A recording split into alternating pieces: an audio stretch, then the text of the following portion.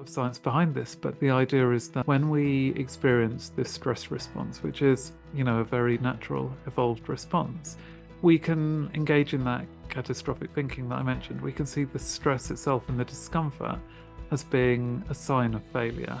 And if we assume that stress is inevitably bad for us, when we start feeling our heart racing or our breath becoming a little bit shallow or our nerves jangling, we can see that this is a sign that we're not in control of the situation and that things are only going to get worse from there. That, we can start to assume that we're going to lose our train of thought. We can start worrying that we're going to faint.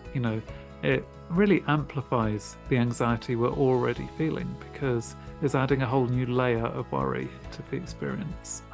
But what the research shows is that you can also reinterpret those situations just based on total objective scientific evidence, which is that, the stress response evolved deep in evolution to help us to confront challenges, and that each of those reactions that we talk about is actually, at its heart, is trying to improve outcomes. David, you're very welcome to the ScaleX Insider podcast. Delighted and thrilled to have you on the show today. Thanks so much for having me. You're very, very welcome. Look, I was absolutely enthralled to read your book, one of your books, The Expectation Effect. It was referenced in a podcast interview that Chris Williamson held on his podcast, Modern Wisdom, and he was incredibly praiseworthy of this book. And I couldn't wait to get my hands on it, and it didn't disappoint. So I'm looking forward to diving deep into that today. But before that, our vision is to inspire, connect, and enable millions of ambitious leaders of small and medium-sized enterprises to scale with purpose. So, David, what does scaling with purpose mean to you? I really think for me, it means being sure that you have your kind of goals in mind and that you don't forget your values, the things that really matter, like the purpose to what you're doing, so that no matter how big your ambitions are, they're always on track. They're always aligned with what really matters for you and your business vision. Yeah, I love that. Very clear, very succinct. Can you tell us a little bit about your journey? Because it's fascinating, from studying mathematics at Cambridge to now becoming an award-winning science journalist, exploring all things human behavior and cognition. How did you make that journey for anyone who is not familiar with David Robson? Yeah, I mean, at school, I'd always had these kind of two passions. Like one was to understand the world around us through science, and the other was kind of culture and literature and foreign languages. So always kind of playing with language. So it was very difficult for me to choose what to study at university. And eventually I went for maths, and it's an incredible discipline. But once I'd graduated, I really wanted to find a way to kind of combine the other things that really kind of made me feel passionate. And so science writing was the best way for me to go about that. So I worked first of all at New Scientist magazine, where I was a feature editor, and then at the BBC, where I was a senior journalist. And over that time, very quickly, I gravitated to really covering the kind of neurosciences and psychology and health, which is then what led to my books. The first one was The Intelligence Trap. The second one was The Expectation Effect. And then the third one is The Laws of Connection.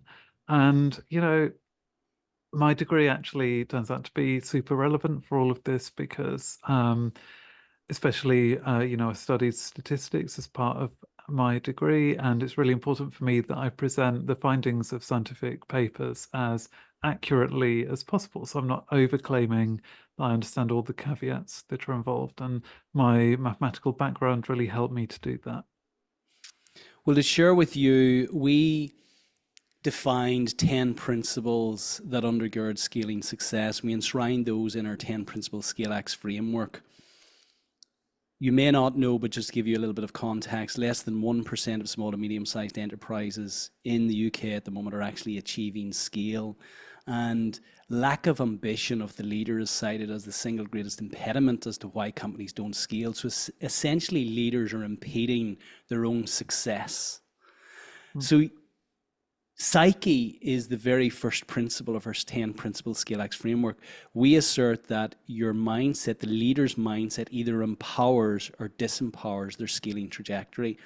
I was delighted to read your book because essentially you provide the science to support what we've already asserted, but we didn't have the science to support this. So the expectation of fact, how your mindset can transform your life.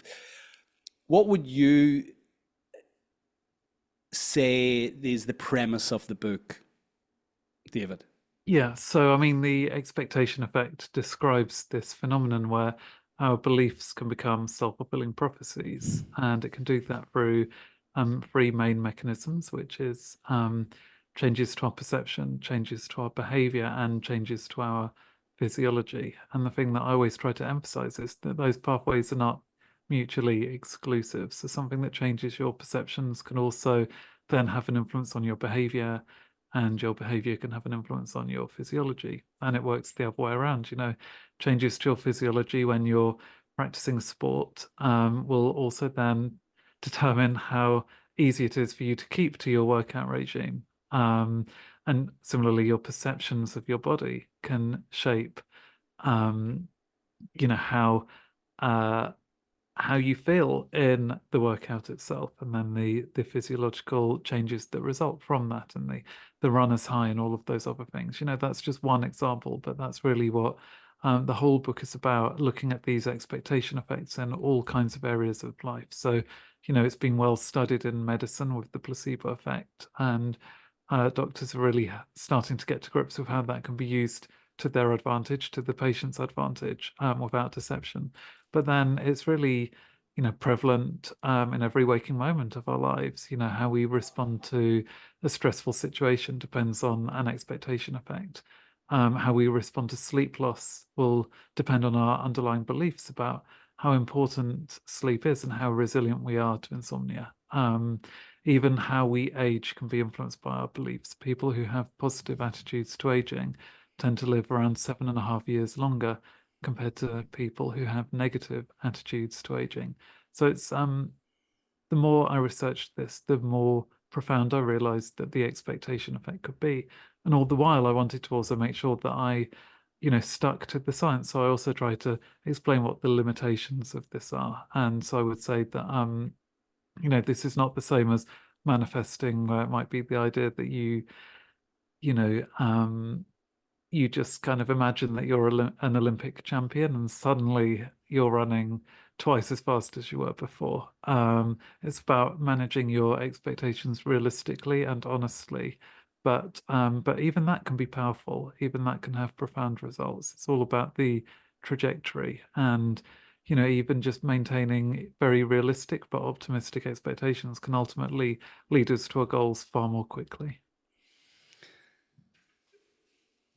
It's just so profound. There's lots of ways we can go here, but before we get into the impact of your findings for the business leader, was there anything that really shocked you, that you found really surprising and potentially has changed the way you think? Yeah, I mean, lots. I mean, so I'd say the whole book changed the way I think, because I'd probably had a tendency to catastrophize. So I might have been quite pessimistic, but especially I think I focused a lot on um, the worst case scenarios in situations. And I would have that kind of chain of thought that you often do, where you maybe think of one bad outcome and then you start worrying about the consequences of that bad outcome. And so it becomes this kind of chain of negative thinking. And so I think, like, looking into the science of the expectation effect really helped me to realize how important it is to break those negative chains of thought. Um, and so, then I applied that in every area that I look at, in sport, and like my attitudes to food and how I dealt with stress. I mean, that one was immediately applicable because I have to do a lot of public speaking as an author, and it was something that I used to dread quite a lot to start with. But reading about the way that our expectations can shape the way we respond to stress, and how we appraise stress can shape the physiological responses to stress, that really helped me to overcome my fear of public speaking. So practically, because just take public speaking, and I can relate to this, and no matter how often I do it, and I deliver keynote speeches across the country to audiences, hundreds, thousands in some instances online, how, and even that, you know, with all of that practice, I get the same feeling each time prior to actually presenting, and it's an incredibly uncomfortable feeling building up to this. What have you done practically to alleviate some of the discomfort, to make what you do much more palatable for you and, let's say, less uncomfortable? So I think this really does get to the heart of one of the main strategies to apply the expectation effect, which is reappraisal. So that is considering a situation, but just from an alternative perspective. And so there's a lot of science behind this, but the idea is that when we experience this stress response, which is, a very natural, evolved response, we we can engage in that catastrophic thinking that I mentioned. We can see the stress itself and the discomfort as being a sign of failure. If we assume that stress is inevitably bad for us, when we start feeling our heart racing or our breath becoming a little bit shallow or our nerves jangling, we can see that this is a sign that we're not in control of the situation and that things are only going to get worse from there. That, we can start to assume that we're going to lose our train of thought. We can start worrying that we're going to faint. It really amplifies the anxiety we're already feeling because it's adding a whole new layer of worry to the experience. But what the research shows is that you can also reinterpret those situations just based on total objective scientific evidence, which is that, the stress response evolved deep in evolution to help us to confront challenges, and that each of those reactions that we talk about is actually, at its heart, is trying to improve outcomes. So when your heart is racing, it's just pumping a lot of oxygen to your brain, which is really good to help you to burn more glucose in your neurons, which will help you to think faster. Similarly, the stress hormone cortisol, which is causing our nerves to jangle a little, that's really making sure that we are alert and aware. So it's preventing us from being kind of too sleepy on stage or, lacking kind of energy in that presentation. And what the research shows is that just by reminding ourselves of those benefits and recognizing that the stress, even if it is uncomfortable, like even if we actually dislike feeling that way, that it can also help to optimize the outcome that we want, that we can use it to our advantage. By teaching people that, they tend to perform a lot better. So, in things like public speaking, they can actually appear less nervous to outsiders because they've already recognized this. When you look at students taking difficult graduate examinations, for example, you can find that they perform much better simply because they've been given a short piece of text before the exam explaining how their stress might actually be a useful adaptation, that it can be empowering, that it can be energizing. And I really felt with this, it was an example of what I was talking about earlier of focusing on realistic expectations. So I didn't read about this and then think, right, I'm going to go on stage and I'm going to be like this inspirational speaker. I just thought like I can help to minimize the effects of my stress potentially and learn to enjoy the experience a little bit more. And I did. But then I then tried to build on that experience the next time I gave a talk and the next time and the next time, reminding myself of the benefits that I'd felt previously. And so over time, I felt like my trajectory, like I really took off. Like it turned public speaking from something that I really dreaded into something that I would look forward to. Because I also realized that the stress I'm feeling, that's really a sign of growth as well. Like if everything was easy, life would be incredibly boring. And I started to realize that the challenge, the thing that was making me scared, was also this incredible opportunity. And it was something I wanted to master. And then looking into the literature for writing the expectation effect. I found that, Billie Jean King, who also had this great fear of public speaking at the start of her career, she spoke about pressure being privilege. And that's how I came to look at it is I'm in a lucky position that I have these opportunities where I can communicate my message and that I've, I've been given these book deals that allow me to then share what I've learned with so many different people. I absolutely love that. So what I'm hearing is there's lots will happen when you become anxious or stressed about a situation, but it's actually discerning between the kind of the chemical reaction within your body, which is releasing adrenaline, cortisol, um, certain hormones, which are actually going to support you to perform better in the Yeah. situation, and actually from an evolutionary perspective, that chemical release is there to keep you safe. So if we frame it as this is great, this is normal, this is going to support me.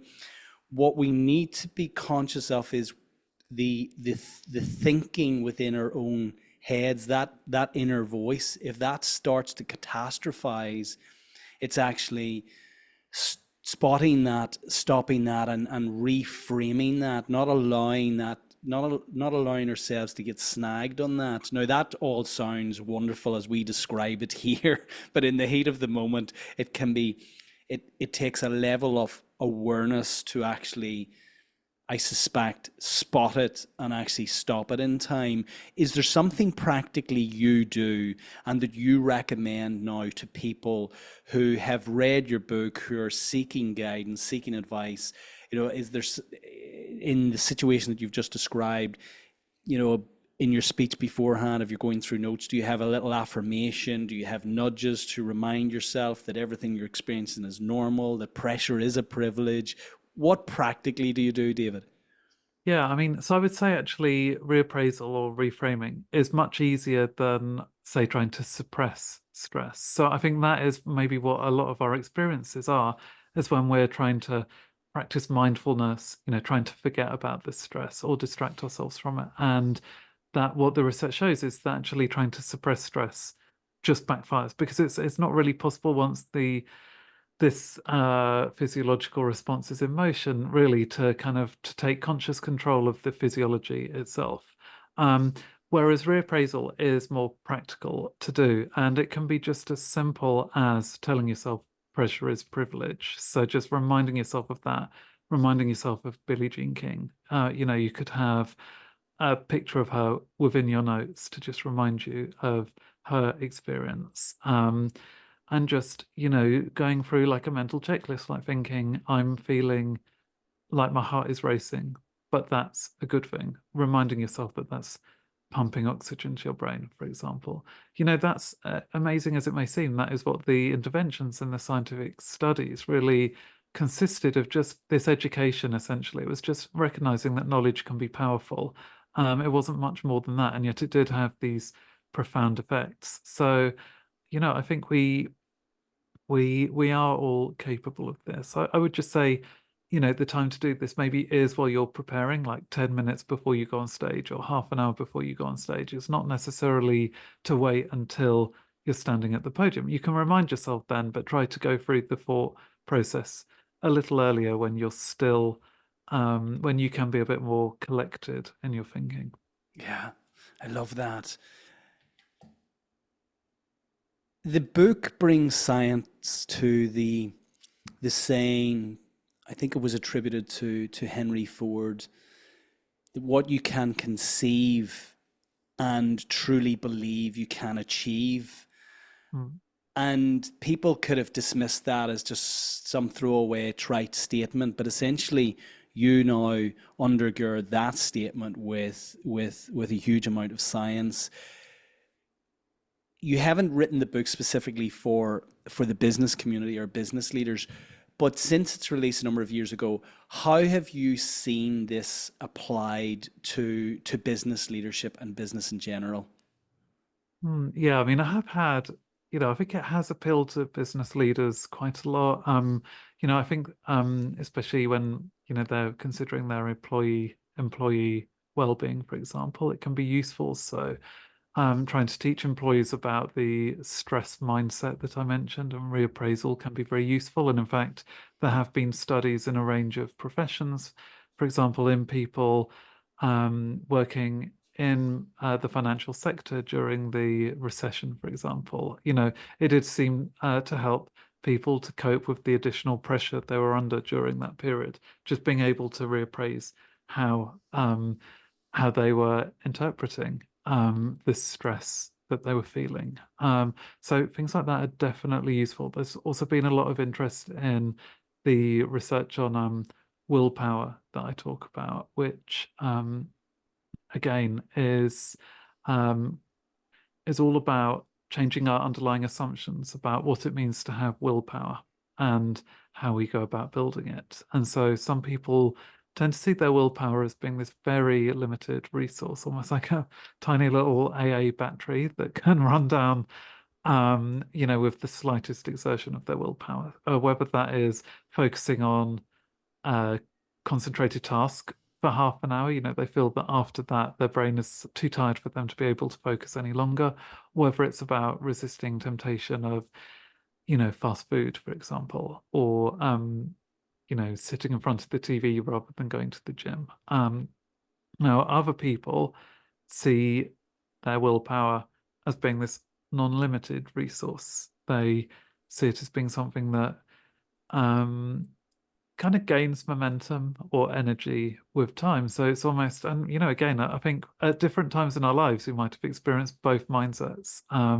You might have had times when you felt it was difficult to get into the zone, but once you were there, you were so focused you didn't want to leave. Like you were completely absorbed by the task. And so actually, the more you focus, the easier it became to maintain your focus. Now, what the research shows is that each of those mindsets that we could have become essentially self-fulfilling prophecies. So people who have the non-limited mindset tend to find it much harder to maintain their focus or to resist temptation. Those with the non-limited mindset tend to find it much easier. And you can see that in laboratory experiments, but also crucially then in longer term outcomes. So you can see how it affects students studying for exams, for example, or how people deal with the stresses at work, whether they go home after an intense day at work feeling that their willpower is drained so that they won't look after their health, or whether they feel that actually they can they've already kind of fired up their willpower so that they can then do those other goals that are meaningful to them, such as working out at the gym, eating healthily, spending time with their families. So I think I've definitely given talks and been part of workshops that have spoken about how we can apply this within teams, how managers can help their teams to apply these different mindsets. So this positive stress mindset, the non-limited willpower mindset. And what we find is that it's often contagious. So if one person in a team changes their mindset like that, you can find that other people will start to readjust the way they view these things too. You just kind of absorb it from that person. I think we've probably seen people like that who just have such a positive attitude that it becomes infectious. And that's what this research shows. But I do think also kind of more formal education to try to teach people about the science behind this can be very useful. So what I'm hearing, and certainly what I picked up when I read the book, is that if we expect to be successful, we increase the probability of becoming successful significantly more. What we encourage, certainly with our own CEOs, the leaders that go through our own 12-month ScaleX Accelerator program, or program to support leaders to scale their business, we encourage them to create a vision for the future. What would you say, or what would you advise if we are challenging them to be more ambitious with their vision, but they're doubting themselves in terms of actually their competence, their capability, their willpower to actually achieve that? Is there a way that we can cultivate belief if it's not there. So I suppose we get the two camps. There are people come into our community and they absolutely believe that they can achieve something really great, and they're looking from us the know-how, the framework of how to get there. There are others who are much less confident, but do harbor inside them an ambition for something greater. How do we support leaders in cultivating belief, in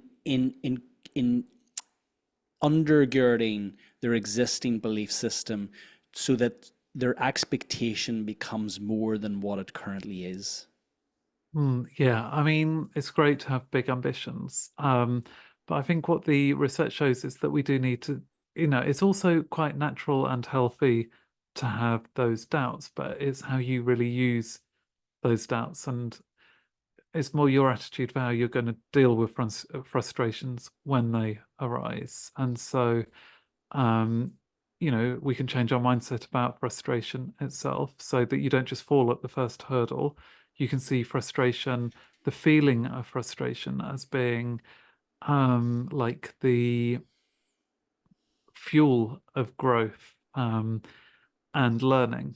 Um, and I find that myself with my writing, like writer's block can feel very dispiriting, but actually it's you feel writer's block and that frustration just before you have that kind of breakthrough where everything fits. And I learned this actually during my maths degree, because often the kind of complex problems I was solving, I would just sit there kind of not being able to write a thing. Like there was no, I was just juggling all of these kind of different ideas in my head, but I, felt like I couldn't make progress. And then, and the frustration was sometimes agonizing, but then it would just all suddenly fall together and fall into place. And that's what we can see frustration as being, the kind of process of our brain grappling with a problem. And it's great to grapple with a problem. And the more important the problem is, the chances are the more frustration you'll feel before you make the breakthrough that really helps you to move on to your next goal. So I think it's important to see that so that we don't become too defeatist about the inevitable challenges that we face. Now, there's one technique as well that I think we should use called mental contrasting, which is, it might sound bizarre, but this is essentially, first of all, you kind of have your big dream. So you think about all the reasons that you want to achieve this major goal.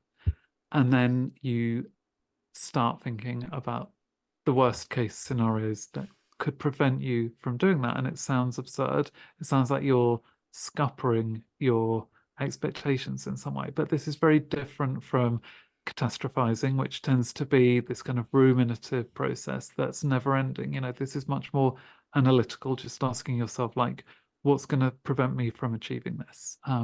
What the research shows is that that process in itself can help us to build more willpower, because it just helps us to set in place the strategies that will be necessary. The plan Bs, the preempting potential problems before they even arise. It allows us to do that. So we're much less likely to face those disappointments. And if we are, we already know how to fix them. So I think, again, it's both things that I've mentioned, changing the way we look at frustration, employing mental contrasting. They're ways of changing our mindset. And it's all about being optimistic but realistic. And that's so crucial. It's not all about kind of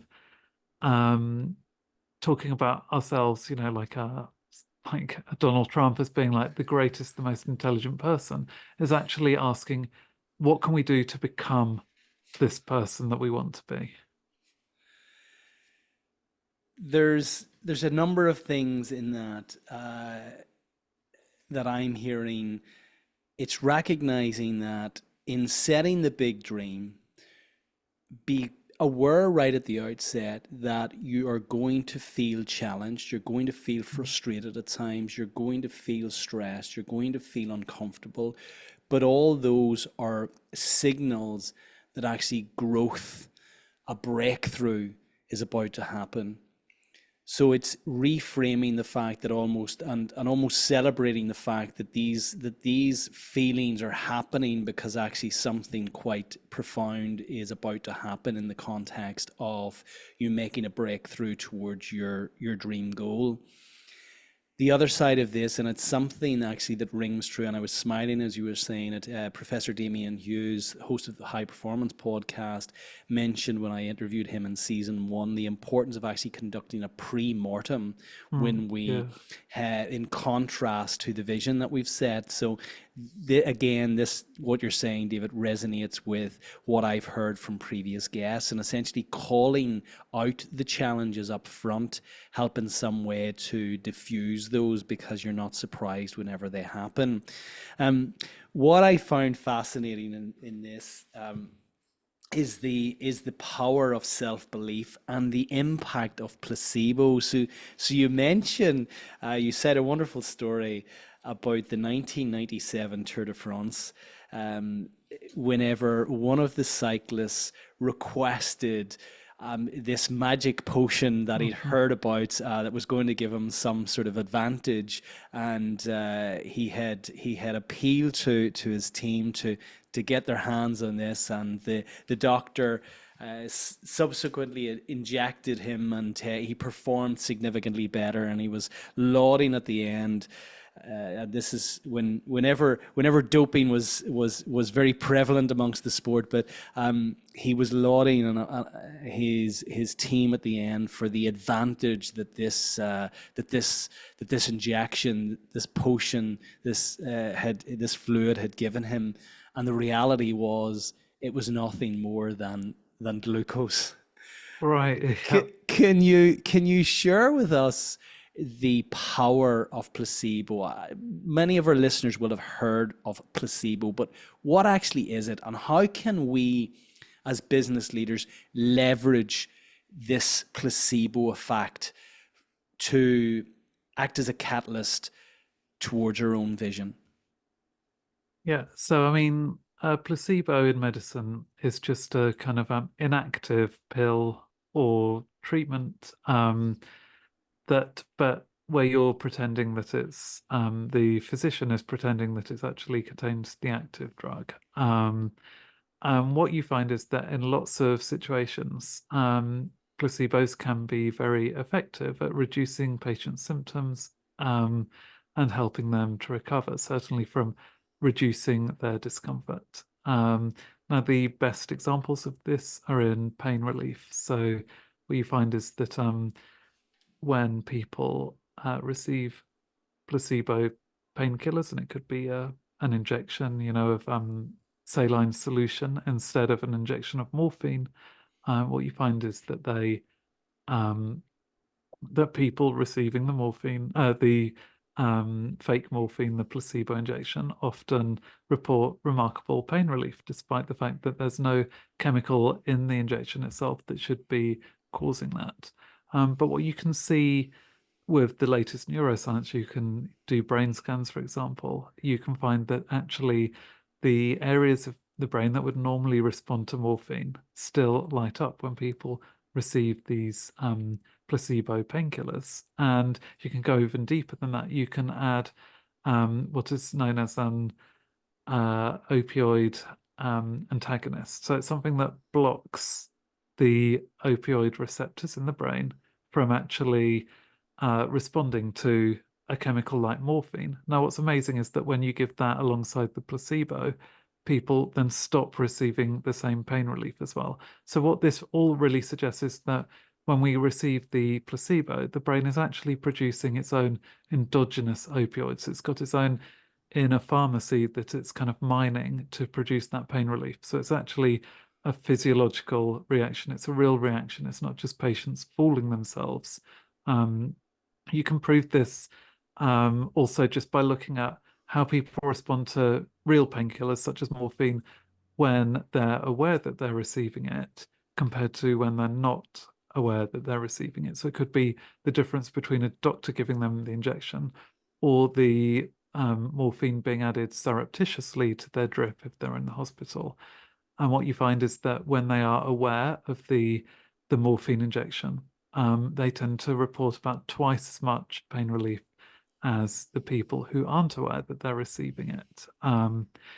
And you know, this is really all of this. There's some placebo skeptics out there, I have to say, but they're becoming more and more like, it's more and more like a kind of denialism, in my opinion, because you have all of this very objective research that's showing that actually placebos are powerful. Now, there's also some pseudoscience that's sometimes publicized suggesting that people can cure something like cancer just with the power of their mind. I'm certainly not claiming that.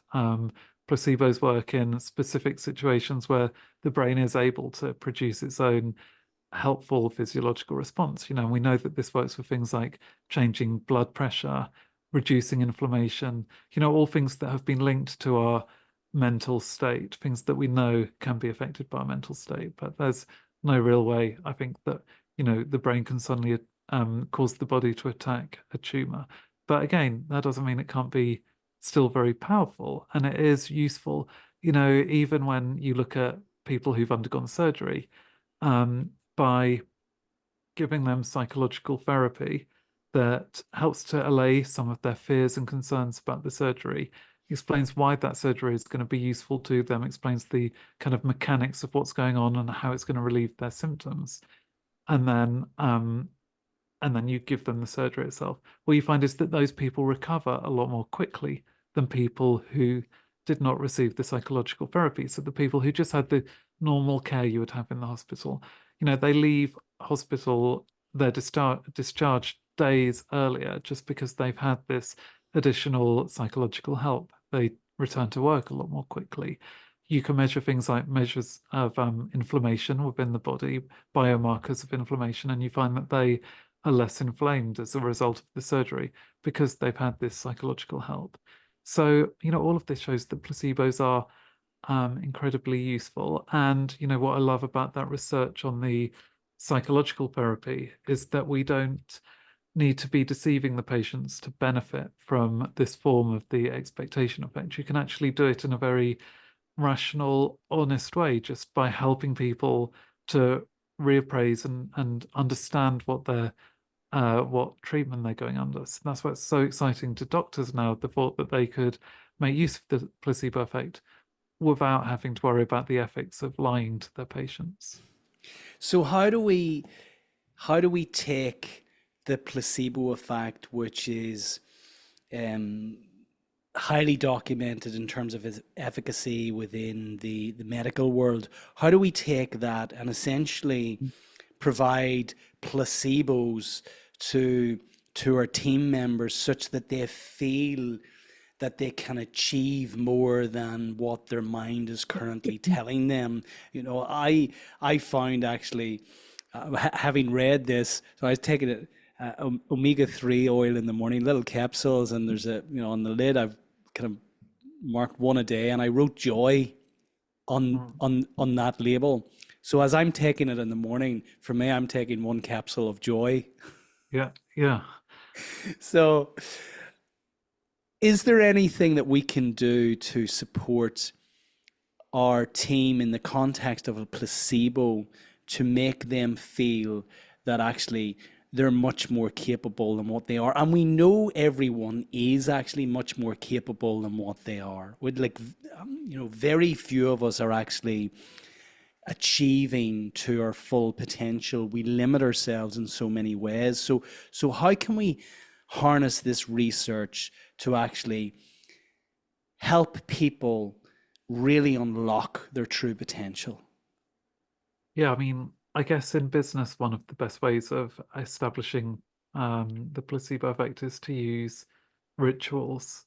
Um, so, like there's some research suggesting that even if we know that a ritual, we don't believe in like the magic of the ritual, but just performing it can help us to sustain a sense of enhanced control. So it's really helping to build that willpower that we were talking about before. There's something about performing a series of behaviors, and it could change it can be individual for each person, but that establishes a kind of mental calm and helps to reduce anxiety and improve willpower.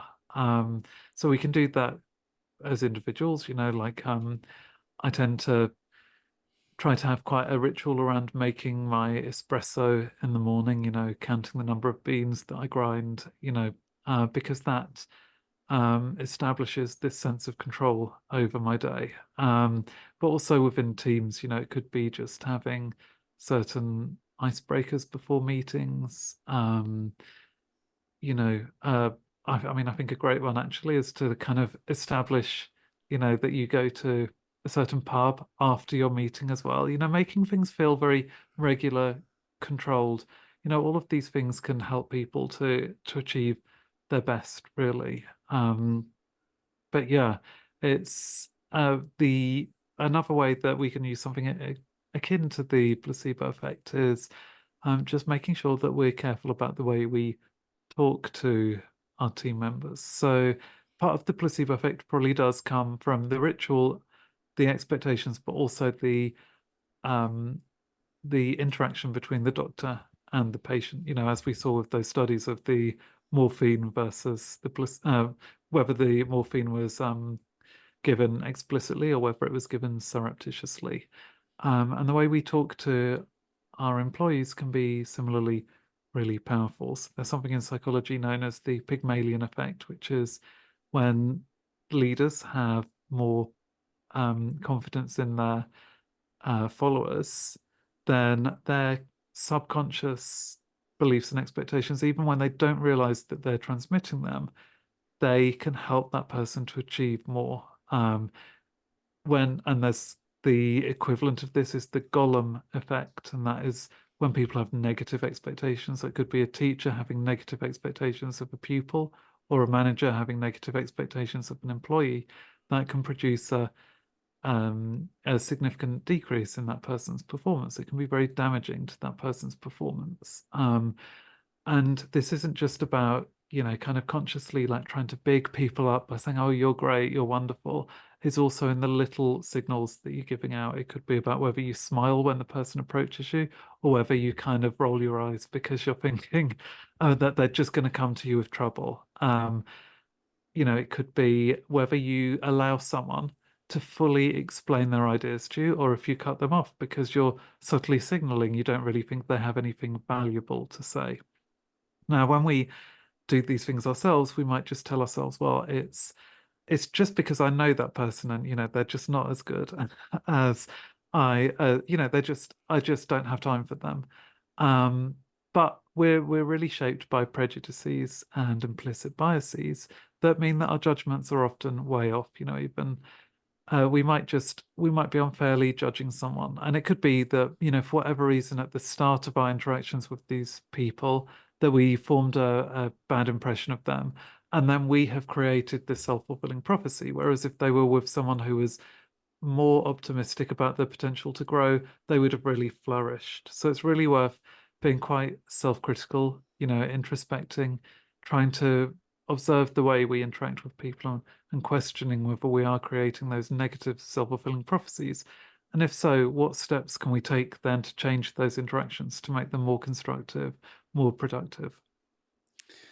I used to roll my eyes as a kid whenever I would take my maths homework to my dad and said, Dad, please help me with this. I can't do it. And he said, Son, you can and you will. Now tell me, before I support you in this, tell me you can and you will. And you had to Mm. recite this, I can and okay, Dad, I can and I Yeah. will. No, tell me again, I can and I will. And he would get us to recite this mantra before, he would never accept I can't do this. If we said that, he would always mitigate it with, I will support you, but before I do, you must tell me you can and you will. Yeah. And so we had this little mantra always when we were young, I can and I will. And he would Mm. talk about, have you got a PMA, a positive mental attitude? And so we've been indoctrinated with this as we're kids. But there's huge merit now, as have come to understand this more, in what he was encouraging us to say, and the positivity that he was emitting, and the confidence that he was showing in us that actually we can do this. And what I'm hearing here is there's a double multiplier in that. Number one, it's the expectation we have of ourselves. So from a scaling perspective, it's imperative that actually you create a vision for the future, but actually encouraging yourself and building in rituals such that you see the belief of expectation that you actually can get there. So it's you having the expectation that, yes, this is challenging. Yes, I'm going to feel frustrated at times. Yes, things aren't going to work out just as I would hope that they would as we map this out. But ultimately, if I expect success, there's a high probability that I will achieve success. So that's me at a personal level, from a personal leadership level. But also, I must, in terms of, again, increasing the probability of success, have a similar expectation that our team members will also be successful in the attainment of the vision that we've set out.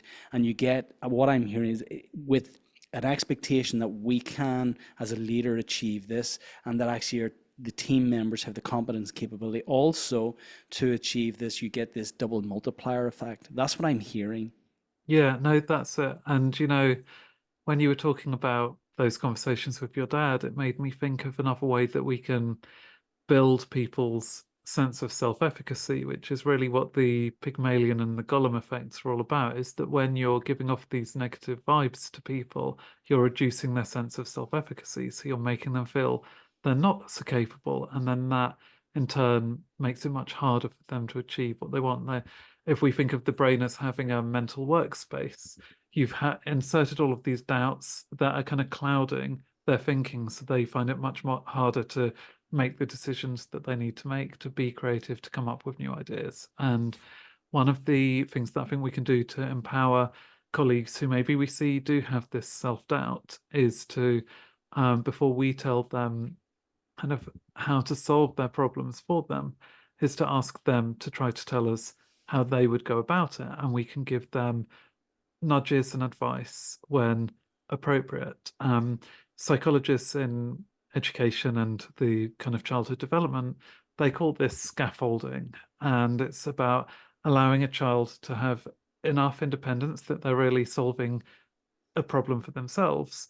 But the scaffolding, we're just giving them the kind of structure that allows them to do that. And we can do that as adults, as managers, with the people that follow us. We can help them to come to their own solutions. And once they've done that, they're going to feel more confident that in the future they'll be able to solve that completely by themselves without you, holding their hands through the process. So that can be very powerful for them. And I think it's teaching them not just the confidence, but also the thinking processes that are behind successful decision making and ideating. And that's something that is very hard to do if you're just starting out in your career, but it's something that they will value for the rest of their working lives if you do help them to achieve that. Yeah, I've had direct experience of this myself. I always communicated to the team that I would help them with anything as long as the request for help came with two solutions, two options that they had already considered before they would come and knock my door. So that actually our conversation would be one about exploring the options which they had already explored, as opposed to saying, I don't know how to do this, how would you do this? I often would ask the question, well, what would you do if I wasn't here? Yeah. Tell me, share with me your thought process. And 99% of the time, people arrive at the solution which you would encourage anyway. And so again, what we're doing here in this context is building that confidence and that self-efficacy. In terms of the rituals, and I'm comforted to hear, we start every Monday morning off with what we call our calibration meetings, so calibrating after the weekend, kind of reorientating again, aligning ourselves towards the overall vision, setting our priorities for the week, and one of us takes a turn to chair the meeting, and as part of chairing the meeting, you guide the rest of the team through some simple breath work, some simple box breathing. We do that every Monday morning. Every Friday, we talk at our celebration communication. We celebrate the week with documenting and sharing with others 3 wins from the week and 1 learning. Yeah, I love that. Yeah. I mean, that is, that's the kind of thing that I think it's good to start the week and end the week in this way, because it's really giving the week a narrative. And I think narrative is so important, and narrative is really behind the expectation effect in many ways, which is, the stories that we tell ourselves are really, essential for then helping us to deal with future challenges. And so I love that you're helping your employees to build those narratives quite naturally with these rituals that you've established. Yeah, on a personal note, I always go into the weekend feeling really accomplished at the end of a week when I'm reading down through all of the wins from the different team members right across the business. It's so positive that that it you feel accomplished. And ultimately, if you're speaking to someone at the weekend, and certainly what I've heard from team members, if they're speaking to someone at the weekend, the last experience that they have had from your company, from the company that they're working within on a Friday, is a positive one. So if they happen to be chatting to somebody on a Saturday afternoon at the barbecue, somebody inquires how their work's going, well, the last experience they had was that actually, yeah, things might be challenging at the moment, but we've all these wins to celebrate, and that's their resonating feeling going into the weekend when they're spending time with family and friends. So I've found that very, very powerful. Before we move into the close, David, are there any other practical tools, practical advice that you would share with our listeners who are typically leading high growth potential businesses, scaling businesses? Anything else within your research and what you've experienced over the last number of years, sharing the impact of the book with businesses? Yeah, I mean, there's something that kind of riffs on what you've just spoken about, and it's something called the peak end rule, which is that it was first discovered by Daniel Kahneman in the context of memory. So how we finish an experience tends to shade our memory of the whole experience. So even if it lasts, you know, even if the end is only very short but more pleasant, it can make us forget the kind of really unpleasant parts of that experience. He did this with his participants were putting their hands into like really cold water, but for some he raised the temperature just for the last like 30 seconds, and he found that they tended to rate the whole experience as being more pleasant, even if actually on average it was much colder and more unpleasant. It was just the end that really shaped the perceptions. Now we can do that in our working days by making sure that we give ourselves a more manageable task to kind of finish the day on or finish the week on. That what seems to happen is that actually enhances our motivation. It kind of spills over then, so that when we return to the other tasks the next day, we already feel more positive. It can be just so discouraging if you end the day on a moment of true frustration or disappointment, and then you, like you said, you spend the evening or the weekend ruminating about that. So try to organize, your afternoons, your Fridays around something that is more easily within your capabilities and expertise, and something that is defined and easy to kind of tick off your list.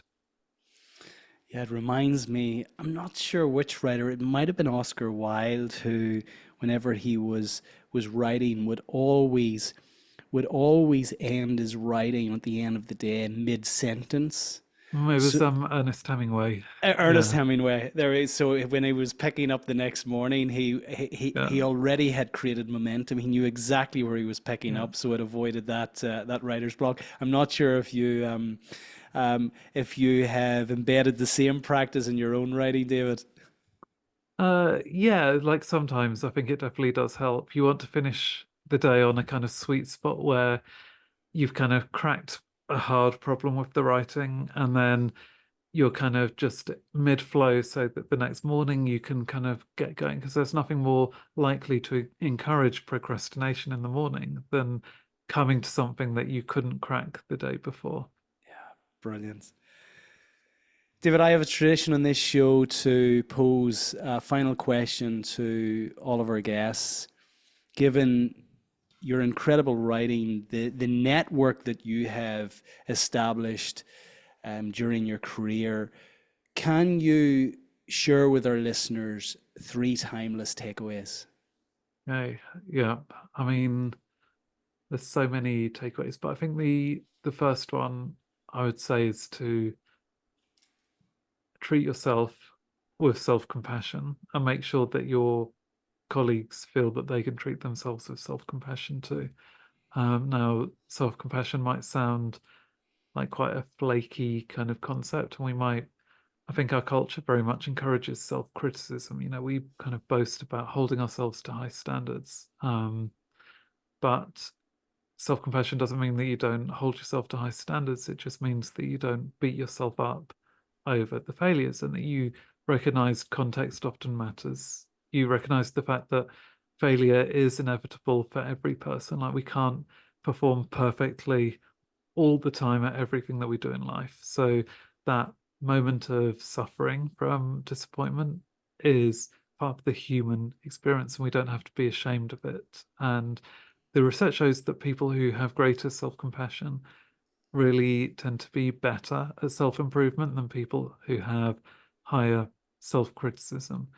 So self-compassion reduces things like procrastination, because it reduces the stress and the pressure that we're putting ourselves under. So we're just more likely to get on with the task at hand and to learn from a mistake rather than trying to avoid thinking about that mistake in the future. So self-compassion, I'm a huge believer in that.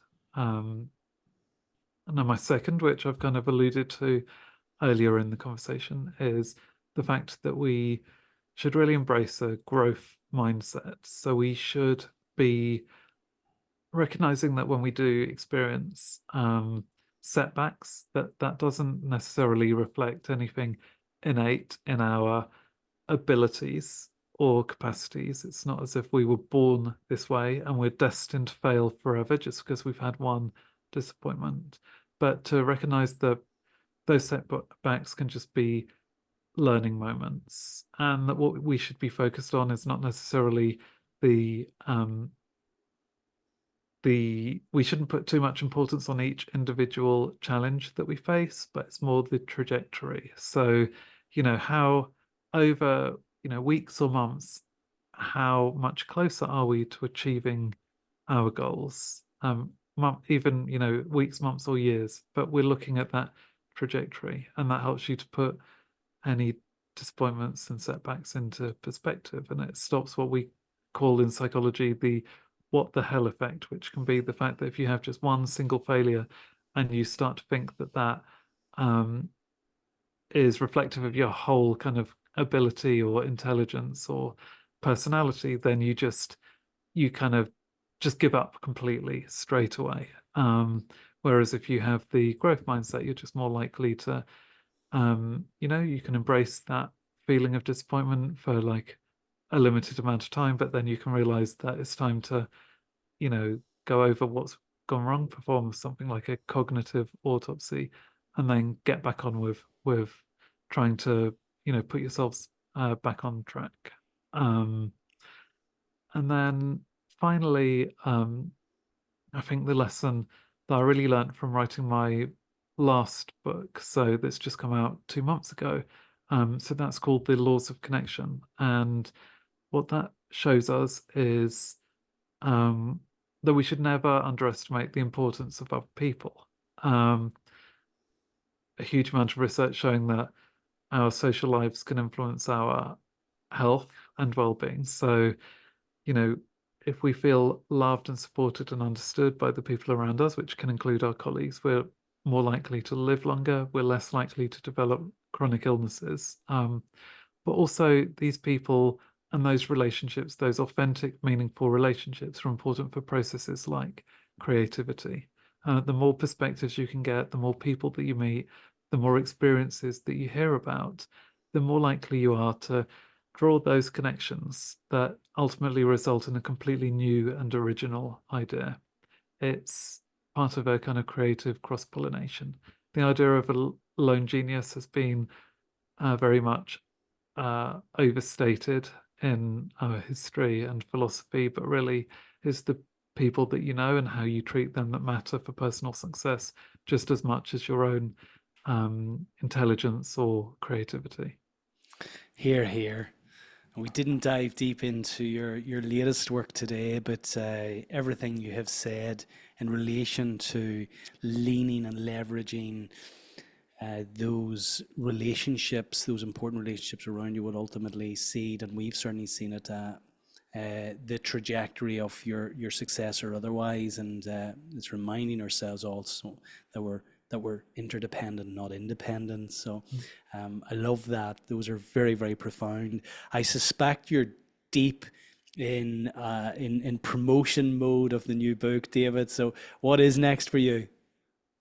Yeah, I mean, so I am doing a lot of festivals, it's the summer, so I'm going to a lot of literary festivals and just summer festivals where there's music and talks and speaking about my book, having conversations about the book, and that's been very rewarding. And then I guess I've got a couple of ideas for a potential new book. So I hope to spend September really diving into that research and trying to hope that something will crystallize from that. Brilliant. David, if people want to find out a little bit more about you, how best to reach you, how best to connect?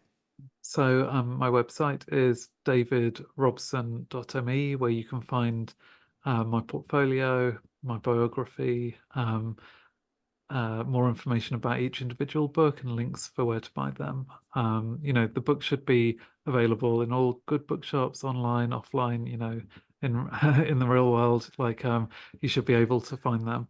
I'm on X as D_A_Robson. I'm on Instagram, David A. Robson. I do love hearing from readers, so please do get in touch. Brilliant. Well, look, I want to thank you today for your time, your energy, your incredible wisdom, and acknowledge the work that you do and the work that you're bringing to the world. I've deeply enjoyed your wonderful book, The Expectation Effect, how your mindset can transform your life, and I look forward to diving into the rest of your work now. Now that you've caught me with this one, so I wish you every success in everything you're doing, David. It's just been a real privilege to have you on the show today. So thank you. Take care. Thank you. You too.